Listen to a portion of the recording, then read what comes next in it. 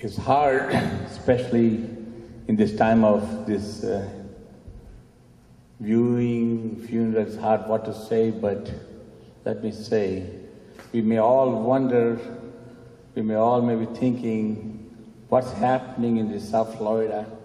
We are attending a couple of funerals, but you know what? Praise the Lord. Those who are going early, they are blessed. Amen. Those who died in the Lord, they are blessed. Amen. Our condolence, my dad's condolence from Philadelphia, and my church condolence from here, South Florida, Full Gospel, and my family. Condolence. I know Reverend C. Matthew since 1991. I moved from Philadelphia. He moved at that time of the year from Canada, I guess. And I know from that year, very vibrant for the Lord. You see this man of God, wherever there is meeting, you see him there. Very loving the Lord, serving the Lord with their whole heart. Surely we miss him. We all miss him. But we know some glad morning, when this life is over, we just fly away. Amen. And we know that his last breath in this earth is the beginning breath in heaven. Praise the Lord. Praise the Lord. And I noticed all this funeral we attended. Yes, surely there is a sorrow in their hearts, but we are not like weeping like worldly people weep. We have a peace in our heart. And that peace only gives from above. Because we know that let not our heart be troubled. Believe in God, in my Father's house, there are many mansions. And in God's time, he called in that mansion. And the songwriter says, when the roll is called up yonder, I'm going to be there. Make sure, each and every one of us, tonight, those who are hearing the word of God, those who are hearing the word, prepare our life. No one knows when the death will come to our heart, to our life. No one knows. But prepare our life holy and acceptable unto God any moment, so that we may hear, thou well and faithful servant. So prepare our life. This man of God doing very good. All of a sudden, when the call will come, he is gone. Hallelujah. But we know, absent from this body is present in the Lord.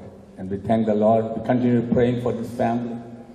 May God continue to bless you, and just that the peace of God may rule in each and every one, even tonight also. God bless you. നമ്മുടെ മലയാളി സമൂഹത്തിൽ ഇങ്ങനെ ഒരു വേർപാട് കൂടി പെട്ടെന്ന് കടന്നു വരുമെന്ന് നമ്മളാരും പ്രതീക്ഷിച്ചതല്ല. കഴിഞ്ഞ 3 weeks മുമ്പ് ഇവിടെ വരാനിടയായി. അതിൻ്റെ 3 weeks മുമ്പ് തുടർമാനമായിട്ട് എങ്കിലും ഇന്ന് രാത്രിയിൽ നമ്മുടെ മരണത്തിന് അപ്പുറം നമ്മെ സൂക്ഷിക്കുന്ന, കരുതുന്ന ഒരു സ്വർഗമുണ്ടെന്ന് ആ ഒരു പ്രത്യാശയാണ് നമ്മൾ ഇന്ന് രാത്രിയിലും മുന്നോട്ട് കൊണ്ടുപോകുന്നത്. തൻ്റെ ഭക്തന്മാരുടെ മരണം യഹോവയ്ക്ക് വളരെ വിലയേറിയതാണ്. ജോൺ വെസ്ലി അദ്ദേഹത്തോട് ഒരിക്കൽ ചോദിച്ചു, ഇന്ന് രാത്രിയിൽ നിങ്ങൾ മരിച്ചാൽ നിങ്ങൾ എന്ത് ചെയ്യും? ഈ ചോദ്യം അദ്ദേഹത്തോട് ചോദിക്കുന്നത് അദ്ദേഹത്തോട് കാലത്ത് ചോദിക്കും, പ്രഭാതത്തിൽ ചോദിച്ച ചോദ്യമാണ്. അപ്പം അദ്ദേഹം പറഞ്ഞു, ഇന്ന് രാത്രിയിൽ ഞാൻ മരിക്കുകയാണെങ്കിൽ ഇന്ന് കാലത്തെയുള്ള സകല കാര്യങ്ങളും അതിൻ്റെ പൂർണ്ണ ഗൗരവത്തോടെ ഞാൻ ചെയ്തു തീർത്തതിന് ശേഷം ഇന്ന് രാത്രി ഞാൻ മരിക്കുകയും നാളെ പ്രഭാതത്തിൽ എൻ്റെ ദൈവത്തിൻ്റെ മുഖം കണ്ട് ഞാൻ ഉണരുകയും ചെയ്യും. ഒരു ഭക്തനെ സംബന്ധിച്ചിടത്തോളം 2013 അവസാനത്തിൽ ഒരു ഭക്തൻ കൂടി നമ്മുടെ ഇടയിൽ നിന്ന് മാറ്റപ്പെട്ടിരിക്കുക. ഒരു ഭക്തനെ സംബന്ധിച്ചിടത്തോളം റെവലേഷനിൽ കൂടി ദൈവം ഇടപെടും. വേർഡ് ഓഫ് ഗോഡിൽ കൂടി, ദൈവത്തിന്റെ തിരുവചനത്തിൽ കൂടി ദൈവം ഇടപെടും. സ്വപ്നങ്ങളിൽ കൂടിയും ദർശനങ്ങളിൽ കൂടിയും ദൈവം ഇടപെടും. എന്നാൽ ഈ പ്രിയപ്പെട്ട കർത്തൃദാസൻ,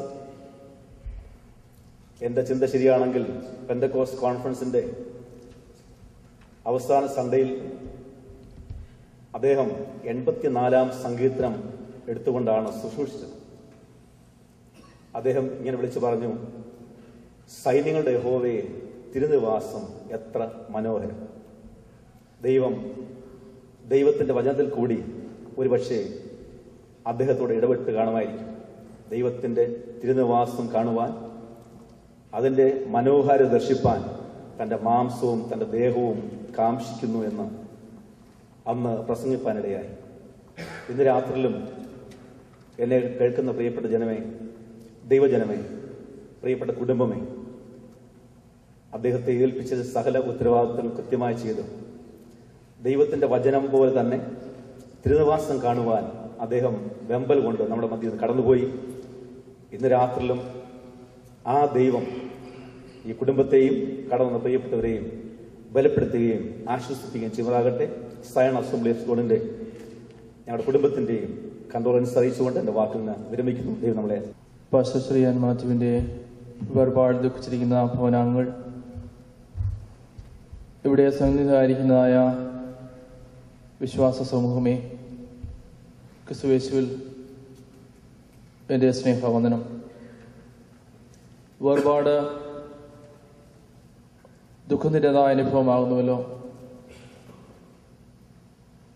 എന്നാൽ ഒരു ക്രിസ്തു വിശ്വാസിയെ സംബന്ധിച്ചോളം എനിക്ക് മുമ്പ് ശുശ്രൂഷിച്ചതായ ദേവദാസ് സമർപ്പിച്ചതുപോലെ യഹോവാഭക്തന്റെ മരണം യഹോവയ്ക്ക് വിലയേറിയതാകുന്നു. ഒരിക്കൽ ഒരു മനുഷ്യൻ ഒരു സെമിത്തേരിയുടെ അടുക്കൽ കൂടെ യാത്ര ചെയ്യുക. നേരം സന്ധ്യയായി. അദ്ദേഹത്തിന് അതുവഴി കടന്നു പോകാനായിട്ട് വളരെ പ്രയാസമായി. ഭയം തന്നെ വേട്ടയാടുകയാണ്. എങ്ങനെ അവിടെ കടന്നു പോകുമെന്ന് ചിന്തിച്ചപ്പോൾ ഒരു കൊച്ചുകുട്ടി അതുവഴി യാതൊരു പ്രയാസവുമില്ലാതെ ഭയവുമില്ലാതെ അതുവഴി കടന്നു വന്നു. അപ്പോൾ ഈ ഭയന്നു നിൽക്കുന്നതായ മനുഷ്യനെ കണ്ടതിന് ശേഷം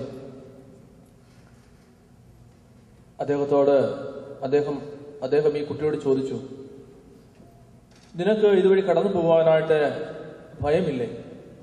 നിന്റെ മുഖത്ത് ഒട്ടും ഭയമില്ലാതെ ഞാൻ കാണപ്പെടുന്നതിന് കാരണം എന്താണ്? അപ്പോൾ ഈ കൊച്ചുകുട്ടി ഇപ്രകാരം ആ മനുഷ്യനോട് പറഞ്ഞു, ഈ സെമിത്തേരിയുടെ അടുത്തുകൂടെയുള്ളതായ വഴിയുണ്ടല്ലോ, അതിനപ്പുറത്തായിട്ട് ഒരു വെട്ടം കാണുന്നില്ലേ? അത് എൻ്റെ ഭവനമാണ്. എൻ്റെ പിതാവ് അവിടെയുണ്ട്.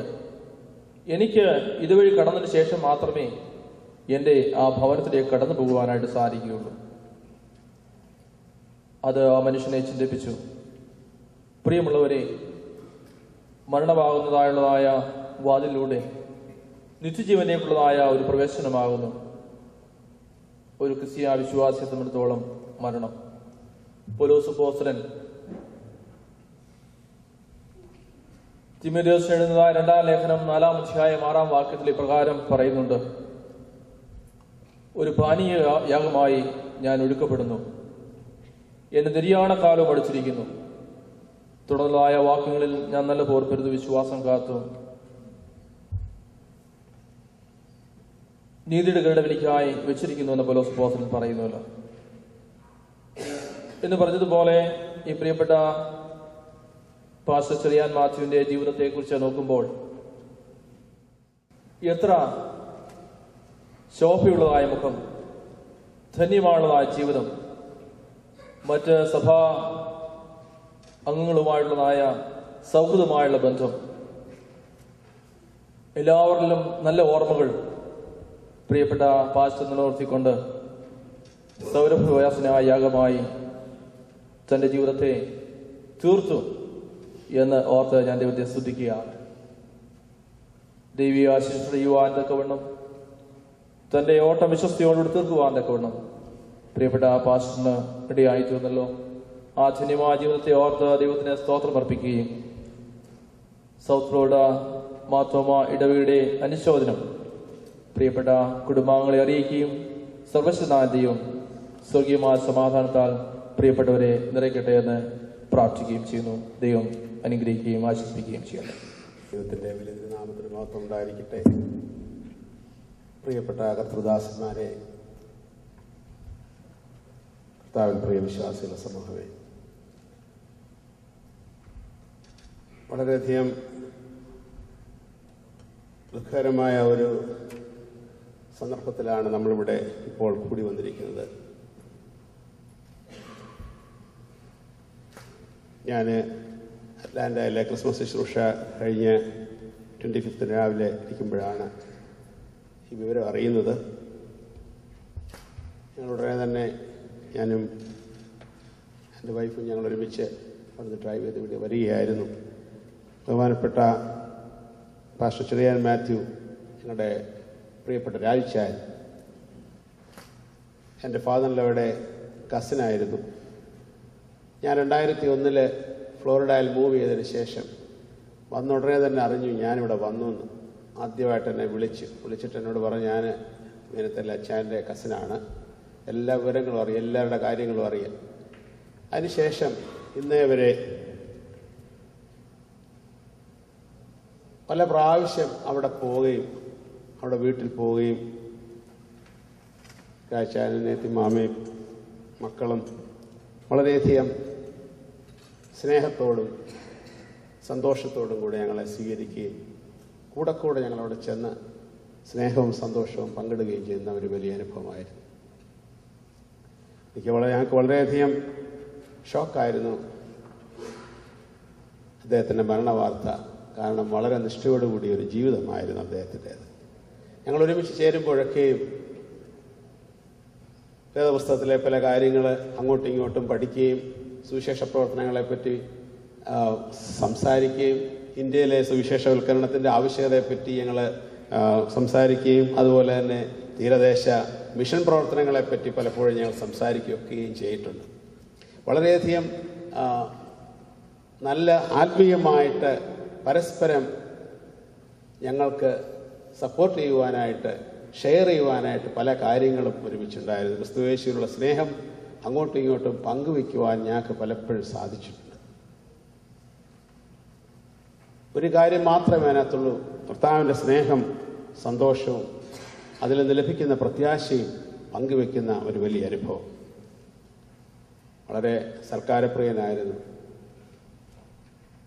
ഞങ്ങൾ ചെല്ലുന്ന വലിയ സന്തോഷമാണ്. എപ്പോൾ വിളിച്ചാലും പറയാൻ, അച്ഛനും വരാൻ, ഇങ്ങോട്ട് പോവാ, ഇവിടെ വന്നിട്ട് പോവും, നമുക്ക് വൈകിട്ട് സപ്പർ കഴിച്ചിട്ട് പോയാൽ മതി, എപ്പോൾ വിളിച്ചാലും പറയും. ഞാൻ ചിലപ്പോൾ ഒഴിഞ്ഞു മാറും, കാരണം എനിക്ക് വേറെ കാര്യങ്ങളുണ്ട്, പോരാൻ പറ്റത്തില്ല എന്നൊക്കെ പറയും. കഴിഞ്ഞിടയിൽ ഞങ്ങൾ വിളിച്ചിരുന്നു. ഞാൻ ഈ വർഷം ആദ്യം സാൻ ഫ്രാൻസിസ്കോ എപ്പോഴാന്ന് ഞാൻ പോവാമെന്ന് പറഞ്ഞു. അതിന് ശേഷം ഞാൻ ഇടയ്ക്ക് ജൂണിൽ വന്നപ്പോൾ വിളിച്ചു. അതേപോലെ എപ്പോഴും നാട്ടിൽ പോകുമ്പോൾ ഞങ്ങളുടെ വീട്ടിൽ പോവുകയും പപ്പായെ കാണുകയും എല്ലാ വിശേഷങ്ങളും തിരക്കുകയൊക്കെ ചെയ്തിരുന്ന ഒരു മാന്യദേഹമായിരുന്നു. ഈ സമയത്ത് അദ്ദേഹത്തിൻ്റെ സഹധർമ്മിണിയോടും മക്കളോടും എല്ലാം ഞങ്ങളുടെ കുടുംബത്തിൻ്റെ പ്രത്യേകമായിട്ടുള്ള അനുശോചനം ഈ സമയത്ത്, ഞങ്ങളുടെ സ്നേഹവും ഈ സമയത്ത് രേഖപ്പെടുത്തുകയാണ്. തൻ്റെ ഭക്തന്മാരുടെ മരണം യഹോവയുടെ ദൃഷ്ടിയിൽ വിലപ്പെട്ടത്. വളരെയധികം നല്ലൊരു ക്രിസ്തീയ ജീവിതം നയിച്ച അദ്ദേഹമായിരുന്നു ബഹുമാനപ്പെട്ട പാസ്റ്റർ സി മാത്യു അഥവാ പ്രിയപ്പെട്ട രാജാൻ. അത് പലപ്പോഴും ഞങ്ങൾക്ക് സംസാരിക്കുമ്പോൾ പലപ്പോഴും ഞങ്ങൾക്കത് അറിയാമായിരുന്നു. പ്രിയമക്കളൊക്കെയും നല്ല നിലയിൽ വരുവാനായിട്ടിടയായി. എല്ലാ കാര്യങ്ങളിലും ഒരു ദൈവിക നടത്തിപ്പ് അദ്ദേഹത്തിനുണ്ടായിരുന്നു. ഇന്ന് നമ്മളിവിടെ ഒരുമിച്ച് കൂടിയിരിക്കുമ്പോൾ നമുക്ക് ഒരു കാര്യം ഓർത്ത് ദൈവത്തിൽ ആശ്വസിക്കാം. നെത്തിമാമ ഞങ്ങളെ കണ്ടപ്പോൾ പറഞ്ഞത്, കർത്താവിനാൽ എടുക്കപ്പെട്ടു, പ്രത്യേകിച്ച് കഷ്ടപ്പെട്ടൊന്നുമില്ല, കർത്താവിനോടനെ എടുക്കപ്പെട്ടെന്നില്ല. ഞങ്ങളുടെ ഭവനം സന്ദർശിച്ചപ്പോൾ ഞങ്ങളോട് പറഞ്ഞു, എടുക്കപ്പെട്ട ഒരനുഭവം, കർത്താവിലേക്ക്, കർത്തൃസന്നിധിയിലേക്ക് എടുക്കപ്പെട്ട ഒരനുഭവം. വളരെയധികം മാന്യമായ ഒരു വേർപാട് കർത്താവ് തൻ്റെ ദാസന് കൊടുത്തു എന്നുള്ളതോർത്ത് നമുക്ക് സന്തോഷിക്കാം, കർത്താവിൽ ആശ്വസിക്കാം. എന്നിരുന്നാലും പ്രിയപ്പെട്ടവരുടെ വേർപാട് എപ്പോഴും നമുക്ക് മാനസികമായ വ്യഥയുണ്ടാക്കുന്നതാണ്. എങ്കിലും സകല മാനുഷ്യബുദ്ധിയെയും കവിയുന്ന ദൈവത്തിൻ്റെ സമാധാനം നമ്മുടെ ഓരോരുത്തരുടെയും മനസ്സുകളെ, പ്രിയപ്പെട്ട അനേത്തിമാമയുടെയും മക്കളുടെയും അവരുടെ ജീവിതത്തിൽ കൂടെ ഇരുന്ന് അവരുടെ